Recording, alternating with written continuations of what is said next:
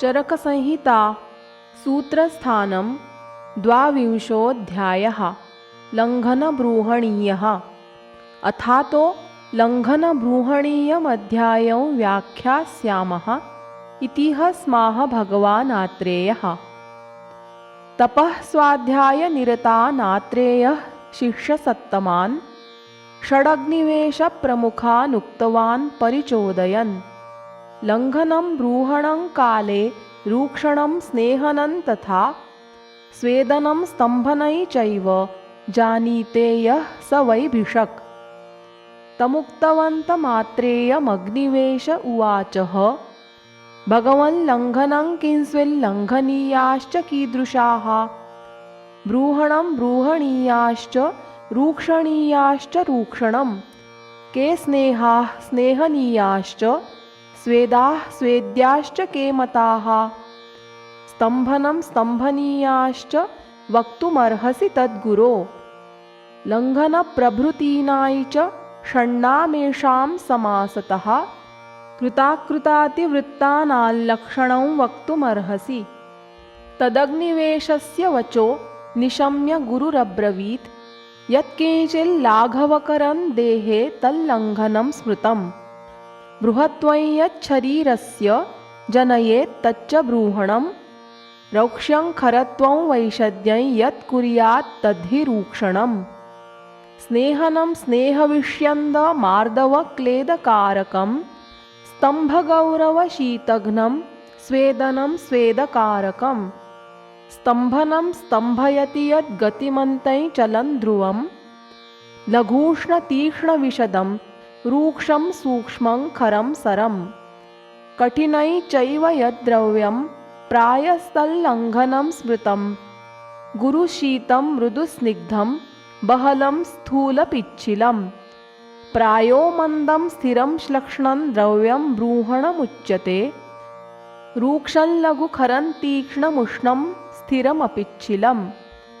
प्रायशः कठिनै चैव यद्द्रव्यं तद्धि रूक्षणं द्रवं सूक्ष्मं सरं स्निग्धं पिच्छिलं गुरुशीतलं।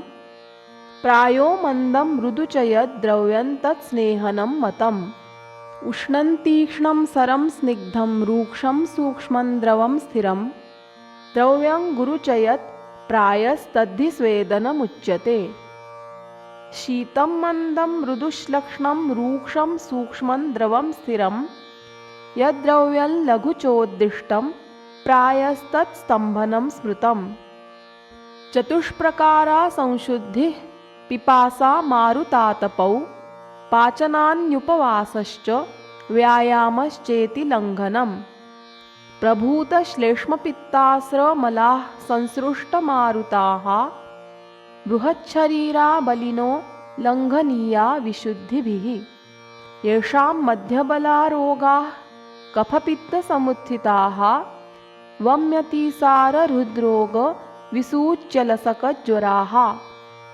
विबन्धगौरवोद्गार हृल्लासारोचकादयः पाचनैस्तान् भिषक्प्राज्ञः प्रायेणादावुपाचरेत्।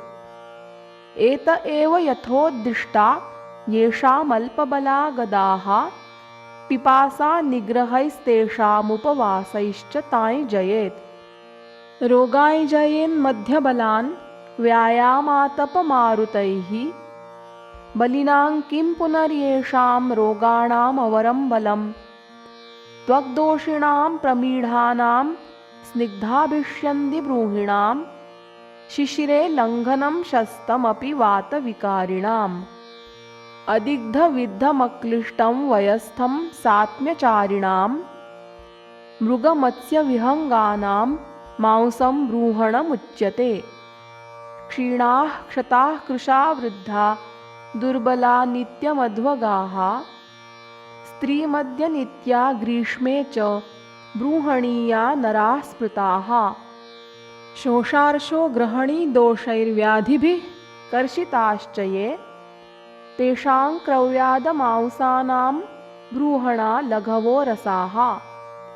स्नानमुत्सादनं स्वप्नो मधुराः स्नेहबस्तयः शर्करा क्षीरसर्पींषि सर्वेषां विद्धि बृहणम्। कटुतिक्तकषायाणां सेवनं स्त्रीष्वसंयमः खलिपिण्याकतक्राणां मध्वादीनाय च रूक्षणम् अभिष्यण्णा महादोषा मर्मस्था व्याधयश्च ये ऊरुस्तम्भप्रभृतयो रूक्षणीया निदर्शिताः स्नेहाः स्नेहयितव्याश्च स्वेदाः स्वेद्याश्च ये नराः स्नेहाध्याये मयोक्तास्ते स्वेदाख्ये च सविस्तरम् द्रवन्तन्वसरै यावच्छीतीकरणमौषधं स्वादुतिक्तं कषायै च स्तम्भनं सर्वमेव तत् पित्तक्षाराग्निदग्धा ये वम्यतिसारपीडिताः विषस्वेदातियोगार्ताः स्तम्भनीया निदर्शिताः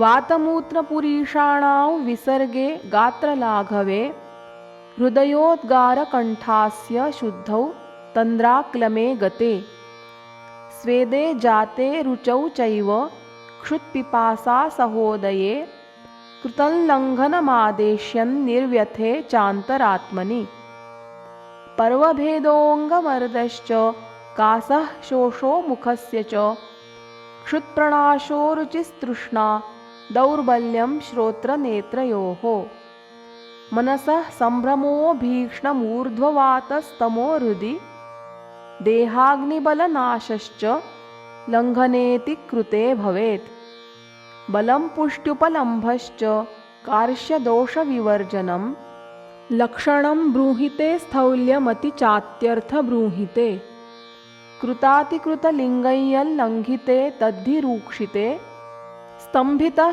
स्याद्बले लब्धे यथोक्तैश्चामयैर्जितैः श्यावता स्तब्धगात्रत्वमुद्वेगो हनुसङ्ग्रहः हृद्वर्चो निग्रहश्च स्यादतिस्तम्भितलक्षणम् लक्षणैश्चाकृतानां स्यात् षण्णामेषां समासतः तदौषधानां धातूनामशमो वृद्धिरेव च इति षट् सर्वरोगाणां प्रोक्ताः सम्यगुपक्रमाः साध्यानां साधने सिद्धा मात्राकालानुरोधिनः भवति चात्र दोषाणां बहुसंसर्गात् संकीर्यन्ते ह्युपक्रमाः षट्त्वन्तु नातिवर्तन्ते त्रित्वं वातादयो यथा तत्र श्लोकाः इत्यस्मिल्लङ्घनाध्याये